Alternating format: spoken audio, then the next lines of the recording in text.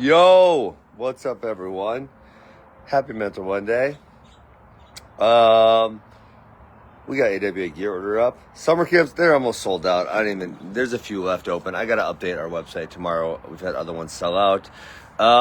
So, topic I'm talking about today from this book. You guys know, I already told you guys about this book. I love it, Hidden Potential. There's a really good part on where perfectionism gets it wrong, and sometimes in certain cases, when I was reading this book, I was thinking, I've thought that, but I've never been able to put that exactly into words as clearly as you did. Thank you, Adam Grant. So I thought he really nailed this part. So let me just read this paragraph, and then we will talk about this. So it says, in their quest for flawless results, research suggests that perfectionists tend to get it wrong. Three things wrong. One, they obsess about details that don't matter. They're busy finding the right solution to tiny problems that they lack the discipline to find the right problems to solve. They can't see the forest through the trees. Two, they avoid unfamiliar situations and difficult tasks that might lead to failure. That leaves them refining a narrow set of existing skills rather than developing new ones. Three, they berate themselves for making mistakes, which makes it harder to learn from them. They fail to realize that the purpose of reviewing your mistakes isn't to shame your past self, it's to educate your future self. So, like I said, man, I felt this for a long time. That perfectionist type is a very certain, specific type of personality. And lots of times, the kids, they get pretty good at wrestling because they are trying, right? At least a little bit. They're trying to perfect the skills.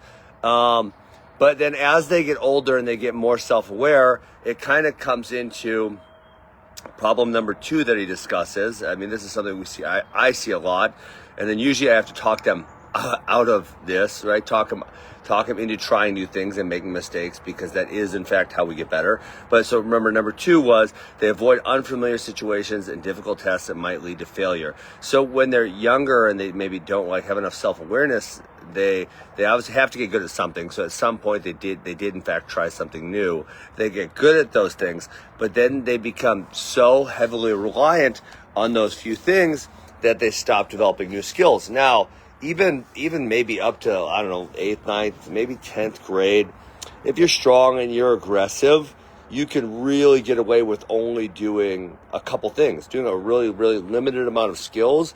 And obviously, if those are the only ones you're doing, you're going to get pretty good at it, because that's literally what you're spending all of your time doing. But then at some point, what happens is that the competition, and if this happens especially as you get better, right, the competition starts to pay attention to you. And the competition, as they get past 8th and 9th and 10th grade, they start getting more skillful themselves. So when you combine a more skillful group of athletes with a group of athletes that is paying attention to you, and then you can only do a couple of things, now, right, you see where this can be problematic. Because now they understand, well, you're only going to shoot to my left leg and it's going to be a single leg. And now I know how to really actively defend that because I'm older and I'm more skillful and I can strategize. So this can be really problematic.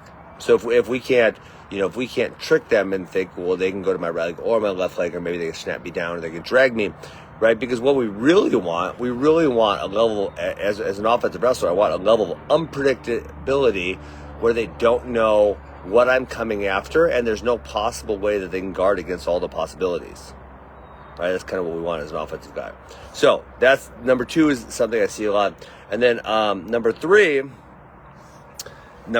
this number 3 kind of feeds into number 2 in my opinion. And actually, lots of this I do think comes from parents maybe failing to recognize the long game, and they kind of hammer their kids for making mistakes, and then that kid does the same thing, right? So number 3 said they fail to realize that the purpose of reviewing your mistakes isn't to shame your past self, it's to educate your future self. So they hammer themselves, and a lot of times at younger ages, the parent hammering the kid, they hammer themselves for making these mistakes, but it's like, don't make that mistake, and as opposed to why did you make the mistake? Or if you do make the mistake, how can you recover from that mistake? Or if you do make the mistakes, like what other possibilities did you have in that moment that you could have done instead of doing that thing again and again and again? That is the mistake, right? So you got to be able, again, it kind of goes back to number 2 is being open to a lot of possibilities. Because, if you really think wrestling, people think chess is complex, right? But chess has a finite set of pieces which can make only very specific moves. Wrestling is like if you said all those chess pieces, they can make any move at any time, right? And they can do them with a varying amount of speed and force. That's like what chess is. So people think chess is complex, but chess ain't shit compared to wrestling if you really know how to think about wrestling. Chess is nothing. Chess is a very, very simplistic game compared to wrestling, if you think about wrestling the right way. Because wrestling, you can do an infinite amount of moves with varying levels of speed and force, and you can try to trick your opponent into think you're doing different things. So, when we're talking about just, the people who are refining a narrow set of skills and people who are hammering themselves for making mistakes, well, we need to be able to think a little bigger than that. And that again, as a kid, youth wrestling can be very simple because just, to be blunt about it, this is why I'm really trying to talk to you as wrestling about this pin ranking, because it's pissing me off, because there's 8th graders who are ranked as high as senior level athletes, and that's just not true. I wrestle with all of the kids at my academy, and I know the 8th graders are not as good as Aiden Sinclair. They're not even close, matter of fact, so they should not be ranked anywhere close to him. And Aiden Sinclair, while he's freaking amazing, he didn't qualify for the Olympic team trials, which is the senior element. He will obviously someday, just not today because he's younger. So age matters, skill matters, and skill from a youth kid all the way up to a senior level athlete. These are much, much, much different things. So yes, at a younger age, you can get really good by refining and not making mistakes. But as a senior level athlete, you're going to need to have a lot more weapons in your toolbox. Okay, the last thing, and this is a good note for you guys.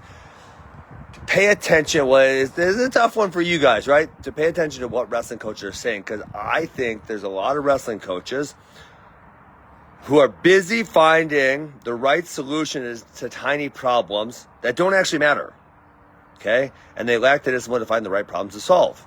So, there's sometimes I watch wrestling coaches, and I watch them, and they're talking, and they're making such a big point of these small details, and it's, details do matter, but some details don't.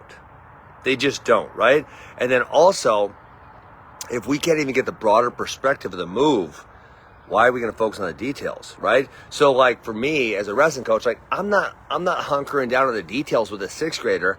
I can't even get a 6th grader to shoot the single leg, just a basic movement of a single leg, right? And then obviously even before the single leg, I need to make a setup, right? So I need to snap a single leg, and then I need to run the corner and shelf. Like, dude, if I can't even get you to do those basic movements right, why would I even be focused on exactly where your hands should go or exactly where your head should go? Now, of course, eventually we're going to do that, because eventually the kid is going to understand how to do just the basic movements of the single leg.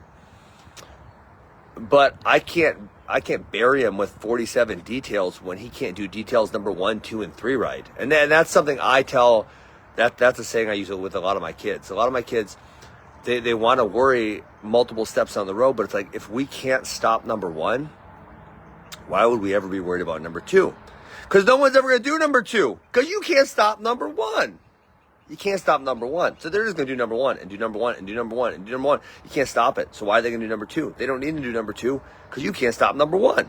You can't worry about number 2 until you can stop number 1. So you can't worry about all the details and not really, really high level stuff until you can hammer down the basic movements, right? And this is something I think a lot of wrestling coaches do, is they try to speak in a level of significantly too much intricacy to kids who aren't ready for it. They're not ready for it.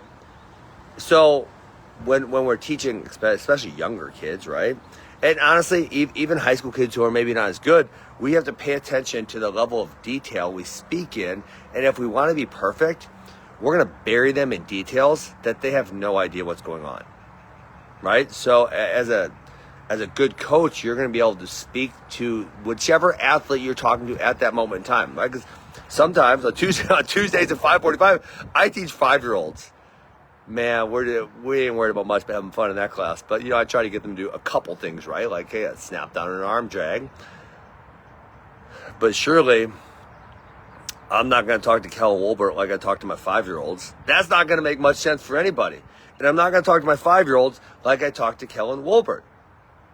They're going to be staring at me like I'm speaking Chinese or something.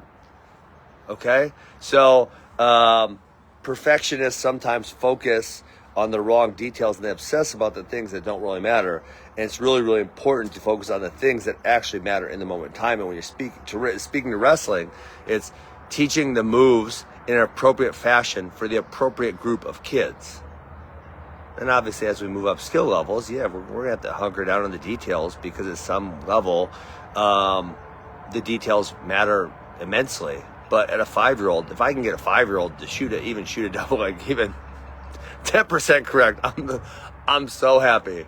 It's great. So what a great day, right? Okay, so again, the book is Hidden Potential by Adam Grant. I think it's great. I did a different Mental Monday on it. The topic today was perfectionism. I read you the quote earlier, so if you need to read it again, you can scroll back to that. But that's all I got. Gear order closes Thursday. Summer camps are almost done. I think I was wrong on my David Taylor tweet last night. I'm going to retract that statement. I don't think he's going to be the next head coach at Oklahoma State anymore. I did think that last night. I'm out of here. Peace.